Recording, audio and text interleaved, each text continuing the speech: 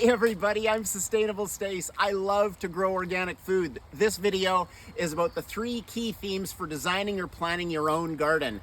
The winter or the dormant season is the perfect time to think ahead and plan. This is my latest garden project. My 3 key themes that I want to focus on are first of all, the situation or orientation of your garden.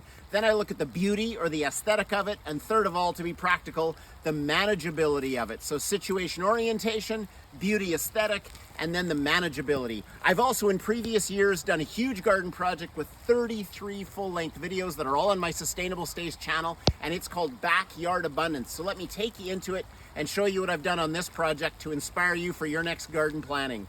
So yes, number 1 is situation or orientation for the garden, and we're going to get there in a moment. But I just want to rather show you that next to the garden we've got a swimming pond with some permaculture beds with fruit and herbs. There's a swing set, a tetherball pole, trampoline, and all the fun stuff for raising a family of kids. The hot tub's there behind the reeds, and there's another garden here.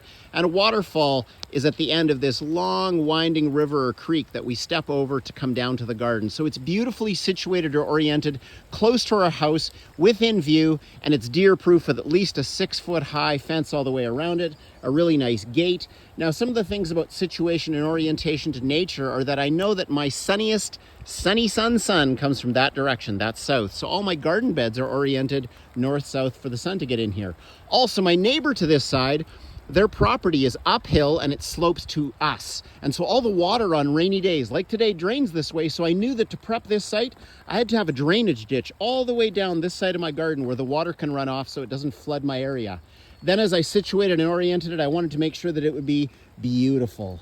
Big, wide spaces where you enter the garden, beautiful so that you can easily turn around, that I can walk down here with my grandkids and pick tomatoes and herbs for dinner, that there's room for a wheelbarrow to go down the middle, that I can put benches between the different settings. There's also drip irrigation, and there's these beautiful cattle panel arches or trellises there for things that like to vine and grow and crawl up. So we've covered situation orientation, we've covered beauty, and thirdly and finally, we're gonna cover manageability.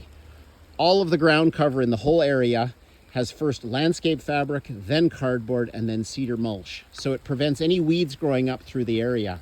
And then we've got all the gardens where anything is not growing is covered with cardboard and covered with coffee sacks, so there's no weeding to do.